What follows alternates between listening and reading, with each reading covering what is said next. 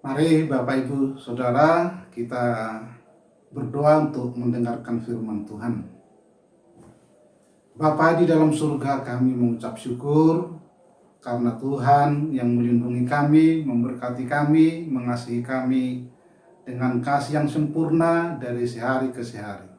Dan saat ini dalam ibadah tengah minggu ini, kami rindu mendengarkan firman-Mu. Mari Tuhan berfirman-Lah, kami siapkan hati kami, biarlah Tuhan puaskan hati kami. Terima kasih Tuhan, beri kemampuan kepada kami untuk mengerti atau memahami firman-Mu dalam hidup sehari-hari.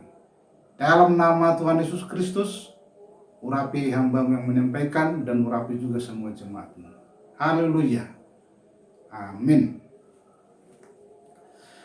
Bapak Ibu Saudara yang terkasih dalam Yesus Kristus, tema pada minggu ini adalah murid-murid yang kurang percaya. Diambil dari Yohanes 21 ayat 1 sampai 14. Saya bacakan firman Tuhan demikian. Kemudian Yesus menampakkan diri lagi kepada murid-muridnya di pantai Danau Tiberias, dan ia menampakkan diri sebagai berikut. Di pantai itu berkumpul Simon Petrus, Thomas yang disebut Didimus, Nathanael dari Kana yang di Galilea, anak-anak Zebedeus, dan 2 orang muridnya yang lain. Kata Simon Petrus kepada mereka, "Aku pergi menangkap ikan." Kata mereka kepadanya, "Kami pergi juga dengan engkau." Mereka berangkat lalu naik ke perahu, tetapi malam itu mereka tidak menangkap apa-apa. Ketika hari mulai siang, Yesus berdiri di pantai, akan tetapi murid-murid itu tidak tahu bahwa itu adalah Yesus.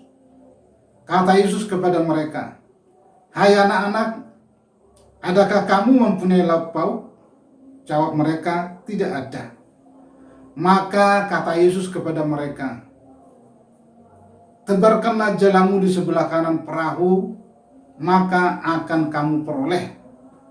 Lalu mereka menebarkannya, dan mereka tidak dapat menariknya lagi karena banyaknya ikan. Maka murid-murid yang dikasihi Yesus itu berkata kepada Petrus, "Itu Tuhan." Ketika Petrus mendengar bahwa itu adalah Tuhan, maka ia mengenakan pakaiannya, sebab ia tidak berpakaian, lalu terjun ke dalam danau. Murid-murid yang lain datang dengan perahu karena mereka tidak jauh dari darat, hanya kira-kira 200 hasta saja, dan mereka menghela jala yang penuh ikan itu. Ketika mereka tiba di darat, mereka melihat api arang dan di atasnya ikan dan roti. Kata Yesus kepada mereka, "Bawalah beberapa ikan yang baru kamu tangkap itu." Simon Petrus naik ke perahu lalu menghela jala itu ke darat, penuh ikan-ikan besar, 153 ekor banyaknya. Dan sungguh pun sebanyak itu, jala itu tidak koyak. Kata Yesus kepada mereka, "Marilah dan sarapanlah." Tidak ada di antara murid-murid itu yang berani bertanya kepadanya, "Siapakah engkau?" Sebab mereka tahu bahwa ia adalah Tuhan. Yesus maju ke depan, mengambil roti dan memberikannya kepada mereka. Demikian juga ikan itu. Itulah ketiga kalinya Yesus menampakkan diri kepada murid-muridnya sesudah ia bangkit dari antara orang mati. Bapak Ibu Saudara yang terkasih dalam Yesus Kristus, berbahagialah setiap orang yang membaca, merenungkan firman Tuhan, serta melakukannya dalam hidup sehari-hari. Nah, firman Tuhan hari ini sebetulnya sangat menakjubkan, tetapi diawali dengan suatu kekecewaan. Disebutkan hari itu Petrus dan beberapa murid pergi menangkap ikan di Danau Tiberias, dan mereka itu adalah orang-orang yang berpengalaman di nelayan, karena mereka memang berasal dari nelayan. Tetapi sepanjang malam, ya, di dalam ayat firman Tuhan tadi sudah kita baca, mereka terus menebarkan jala, pindah ke sana, pindah ke sini, pindah ke timur, pindah ke barat, ke selatan, ke utara, di sepanjang danau Tiberias itu. Ternyata mereka tidak mendapatkan apa-apa. Sebetulnya apa yang terjadi dengan mereka, atau apa yang terjadi dengan jala mereka? Siapakah yang disalahkan? Apakah jalannya? Apakah orangnya? Sekalipun mereka nelayan ulung, artinya nelayan-nelayan sudah berpengalaman, tetapi kita lihat herannya hingga hari mulai siang mereka gagal mendapatkan ikan. Nah, kita lihat di situ sebenarnya apa yang membuat mereka gagal. Kita tahu bahwa seperti temanya ini memang murid-murid Yesus kurang percaya. Dan apa yang membuat mereka kurang percaya? Yang pertama, Bapak Ibu Saudara, adalah mereka masih ada rasa kecewa. Padahal seperti pujian kita yang sering kita nyanyikan, tak pernah kecewa mengikut Yesus, tak pernah kecewa, ku serahkan semua, jalan serta Yesus, dan seterusnya. Tapi mereka kecewa, dan kita lihat mereka kembali menjadi penjala ikan. Dari latar hidup mereka adalah penjala ikan, dan sudah dijadikan Tuhan menjadi penjala manusia. Nah, Bapak Ibu Saudara yang terkasih dalam Yesus Kristus, orang yang kecewa bisa gampang meninggalkan yang namanya gereja, bisa gampang meninggalkan Alkitab, bisa gampang meninggalkan doa, bahkan bisa gampang meninggalkan percayaannya kepada Tuhan. Jadi sangat berbahaya kalau mudah kecewa. Saya tidak tahu kecewa oleh karena apapun, ya, karena setiap kita mempunyai pergumulan sendiri-sendiri. Mungkin karena pekerjaan bisa, atau bisa mungkin juga karena keluarga juga bisa, sanak saudara bisa, atau mungkin bisa karena hamba Tuhan atau pendeta juga ada. Tetapi seperti murid-murid ini, mari kita lihat bahwa mereka kecewa dan akhirnya mereka kembali menjadi penjala ikan. Tuhan sangat mengerti dan tahu apa yang sudah mereka lakukan. Itulah sebabnya Tuhan hadir di danau Tiberias itu. Coba kalau nggak hadir, kekecewaan itu akan terus berlanjut.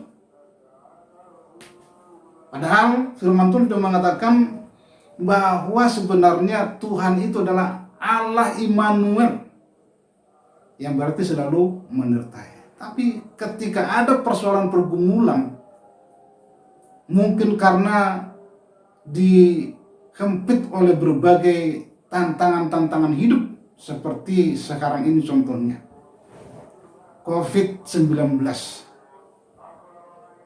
Banyak orang yang takut, banyak orang yang bingung, bahkan banyak orang yang sudah korban, bahkan sampai meninggal.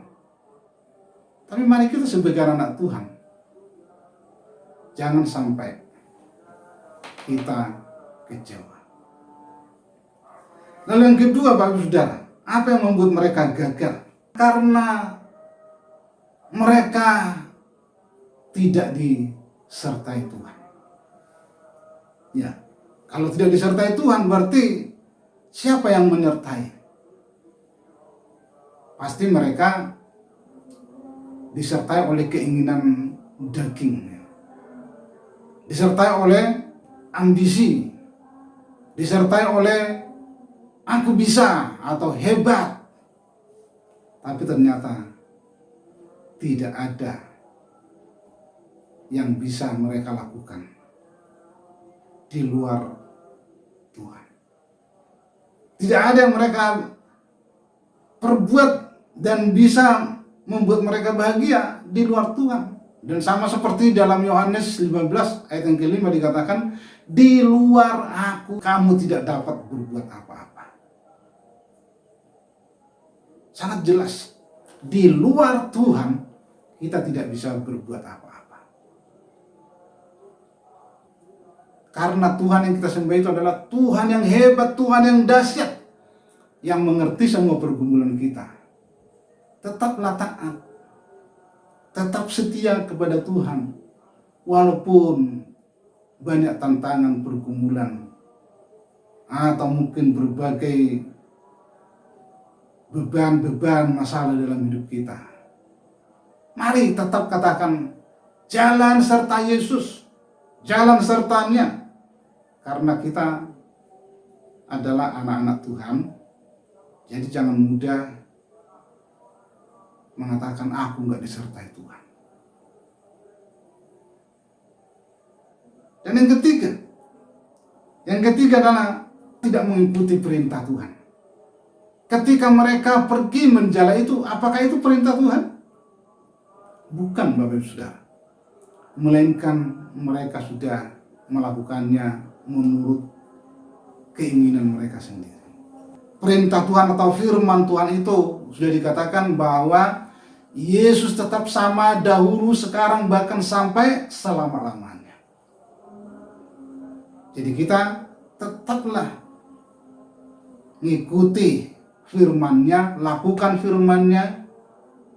Karena kalau kita melakukan firman-Nya, berarti kita kan bukan orang-orang yang mudah lagi diombang-ambingkan oleh dunia ini atau berbagai tantangan-tantangan hidup.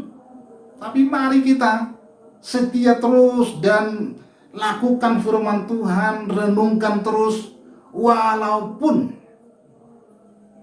ya ada banyak yang ingin menghalangi ketika kita mau setia mentaati firman Tuhan. Nah, puji Tuhan, apa yang diperintahkan Tuhan, lakukanlah itu, renungkan baik-baik, dan benar-benar terapkan dalam hidup sehari-hari. Maka Tuhan akan menyertai kita. Nah, puji Tuhan, kalau Tuhan yang sudah memerintahkan mereka, maka berhasil. Lihat ketika mereka sudah di Danau Tiberias itu mengikuti perintah Tuhan dengan mengatakan, tebarkanlah jalamu. Sebenarnya jam ketika mereka pulang dari menjala itu sudah agak siang, mungkin antara jam 8 atau 9 atau bisa-bisa sudah jam 10. Tetapi seorang nelayan sudah berpikiran bahwa jam itu sudah semakin sulit mendapatkan ikan. Tetapi ketika Tuhan mengatakan,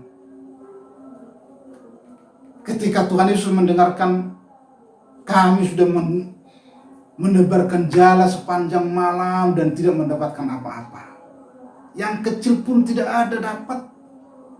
Dan itulah memang cara Tuhan untuk membuat mereka akhirnya benar-benar mengikuti perintah Tuhan. Dan akhirnya mereka tebarkan jala itu, dan mereka disebutkan dalam firman Tuhan tadi, mereka mendapatkan ikan yang besar-besar, 153 ekor banyaknya.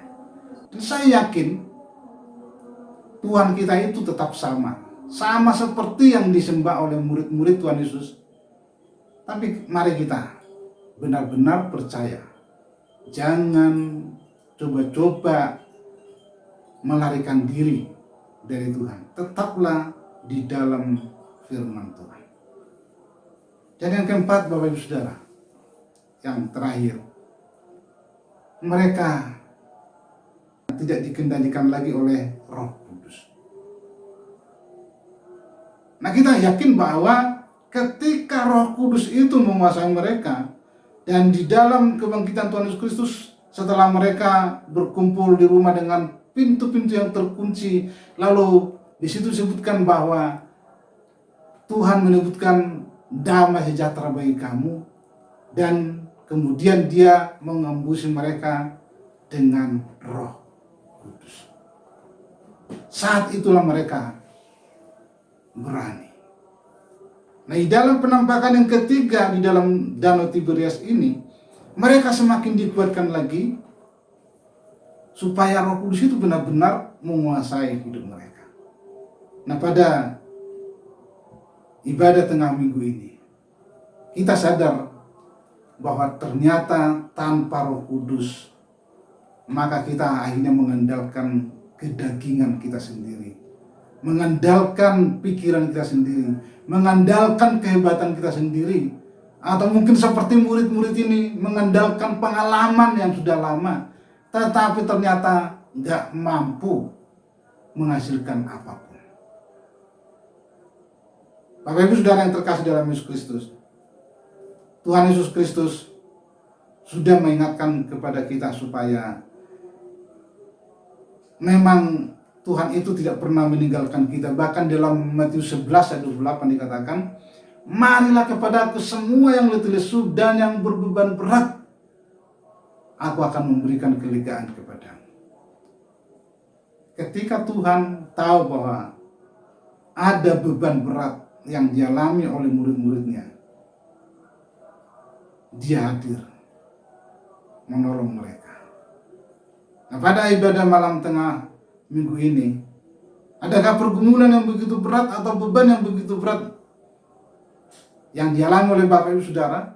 Mari yakinkan dirimu, pastikan dirimu adalah orang-orang yang pasti ditolong oleh Tuhan, oleh karena engkau tetap ada di dalam kuasa Roh Kudus. Jangan pernah mengikuti kehendak diri sendiri atau keinginan diri sendiri, bahkan mengikuti kehendak dunia atau kehendak iblis. Karena dunia ini pasti mengecewakan. Tetapi Tuhan tidak pernah mengecewakan. Mereka akhirnya sadar. Mereka benar-benar semangat kembali. Murid-murid itu benar-benar mendapatkan hasil karena Yesus ada di situ. Saya yakin Tuhan Yesus ada sampai saat ini, dan Dia tahu apa yang kita alami masing-masing. Kita pasti berhasil karena Tuhan pasti menolong kita. Puji Tuhan, kiranya kebenaran firman Tuhan ini bisa menguatkan, menghibur kita, bahkan mujizat Tuhan bisa terjadi kepada siapapun, sama seperti mujizat Tuhan yang dilakukan kepada murid-murid. Mereka mendapat ikan dan akhirnya kecuanya diganti dengan sukacita. Iman mereka bangkit kembali, mereka semangat melayani. Puji Tuhan, ikutilah terus Tuhan dan lakukan firman-Nya. Penuhlah dengan Roh Kudus senantiasa. Kita akan terus menjadi anak-anak-Nya yang diberkati, berhasil. Puji Tuhan. Mari kita berdoa. Tuhan Yesus, Engkau melihat setiap pribadi kami, dan tidak ada yang bisa kami lakukan di luar Engkau ya Tuhan, karena Engkaulah Tuhan satu-satunya yang kami percayai, dan Engkaulah satu-satunya yang menjadi tujuan hidup kami. Kiranya penuhi kami dengan Roh-Mu, kuasai kami dengan firman-Mu, sehingga kami tidak mudah beralih kepada keinginan-keinginan dunia, keinginan-keinginan iblis, atau keinginan-keinginan daging kami.